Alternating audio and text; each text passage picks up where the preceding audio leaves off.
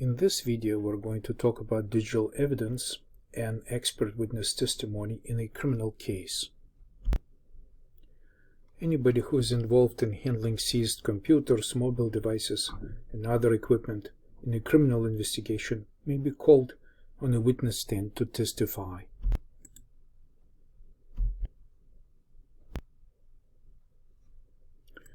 If you are qualified as an expert witness, you may testify at a trial to present digital evidence in view of your special knowledge of digital forensics and cybersecurity.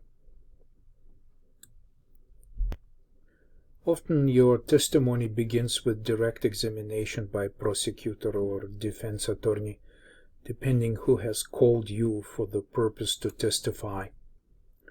You may know beforehand and will prepare for a series of questions relevant to your findings of digital evidence in the case. And your initial presentation of digital evidence in a court of law is typically followed by a formal interrogation called by an opposing counsel, whether by prosecution or defense attorney, to cross-examine, challenge, and possibly extend your testimony to a more substantial level of detail. So as an expert witness, you must demonstrate your specialized skills and express your opinion to help a jury to make better understanding of the factual evidence in the case. It is common that during trial, use an expert witness. When you are asked questions at the witness stand, you're giving your answers directly to the jurors. In a criminal trial, the best practice is to follow the steps of evidence examination outlined by the Guide for Law Enforcement, issued by the Department of Justice in 2004. As a forensic scientist and practitioner on a witness stand, your primary task is to demystify the terminology and complexity of operating systems, networks, mobile devices, file system structures, and you have to present these concepts to the jury in an understandable way at the trial.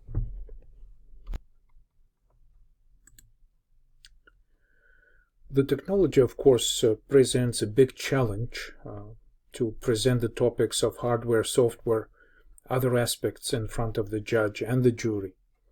So in addition, new systems and hardware are constantly evolving, emerging as a constant challenge in your practice field. Skillfully and well-written forensic reports are key to prepare for the testimony and cross-examination. Digital evidence, of course, is data stored by digital device or transmitted over a phone, computer, or wireless network. As an expert witness, your practice field is digital forensics. Namely, you have to identify, collect, preserve, examine, analyze digital evidence. You have to also write your forensic reports. Potentially also you take a witness stand in a court of law. So it's you, the forensic examiner. You must have an experience and expertise in all of those areas besides direct skills of understanding computers and ability to search for digital evidence.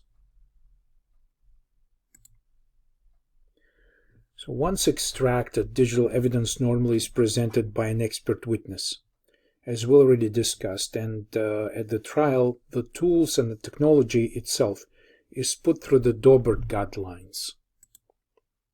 So the Daubert Standard determines the admissibility of expert witness testimony. According to the standard at the trial, any party may raise a Daubert motion to exclude the presentation of unqualified evidence. According to the Federal Rules of Evidence, determination whether a scientific or expert witness testimony does or does not truly derive from your scientific knowledge rests on the trial judge. So according to the Federal Rules of Evidence, the judge is the gatekeeper of evidence. So the Daubert standard for admissibility of the expert witness testimony is based on whether it's relevant to the case, reliable in terms of scientific and proven methodology used by the examiners, as well as whether your conclusions are based on scientific methodology. So Daubert validation, whether your testimony is relevant. Well, yes, it's relevant if your results and conclusion come from scientifically proven methods in actual field by other practitioners, and not only your specific way of doing things in your own environment or laboratory. For example, tools such as autopsy digital forensics or Access Data FTK Imager are used by thousands of forensic examiners and organizations, both government and public and private. So this has to be relevant, obviously. Other proof of relevance is peer review and also publication in well-known magazines and books in the current field of your knowledge. For example, Autopsy Digital Forensics platform is a result of forensic team collaboration with Think Basic Technology organization led by Brian Carrier and a community of government and private organizations, which meet annually at the Open Source Digital Forensics Conference for reviews, reports, and presentations. Of course, this makes it a very good example of relevance in the forensic field.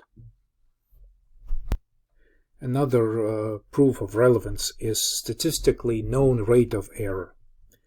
For example, a chance that a contraband materials were downloaded not by a computer user but a malware present on that computer. That would be an example, like what is the statistical rate of something like this happening? Does it apply in your situation? Another example, what is the chance that digital cryptographic hash value of two different files comes out as the same? So that's another example of statistic that you could rely on. So relevance also derives from standards such as common policy and procedure followed by organizations in the field. And finally, acceptance by a scientific community also means that another expert can follow your steps and procedures and reproduce the same results, the same conclusions. For instance, uncover a hidden file or restore a previously deleted file system partition on a hard drive. So that's a good example of scientific community acceptance of your methodology with the same results across the entire field.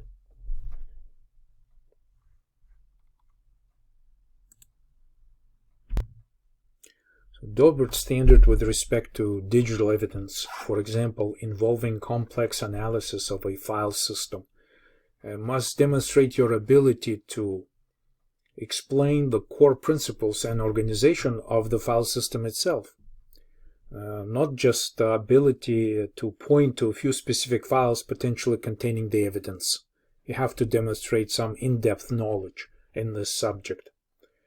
And of course, you have to be prepared for answers to questions like, how could you read this media when it shows up on our expert's machine as unreadable? So obviously, this question is directed at you to generate doubt, as if you're trying to make some kind of magic out of non-existent facts or materials, right? And the second example here, how do you know this file was deleted or other files were not mixed in with this one? So basically, again, casting doubt on your results of reconstructing the contents of a specific file. So you must explain in steps and understandable methods in a concise and technically correct way, ideally making all of this understandable in front of the jury. So the line of questioning obviously intended to put doubt on your knowledge and the expertise into mind of the jury or trial judge.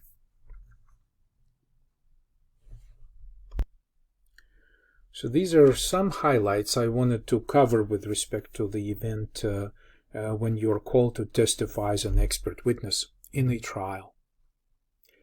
The remaining slides in this presentation provide some characterization of the hardware, software, and data as digital evidence. It's a well-known classification which may or may not be relevant in each specific case, but overall depends on the type of crime that is being investigated. So, and finally, this specific handout has a historical case of Constitution's Fourth Amendment, the right of the people to be secure in their persons and houses against unreasonable searches. So I encourage you to research the history of this case in a self-learning exercise.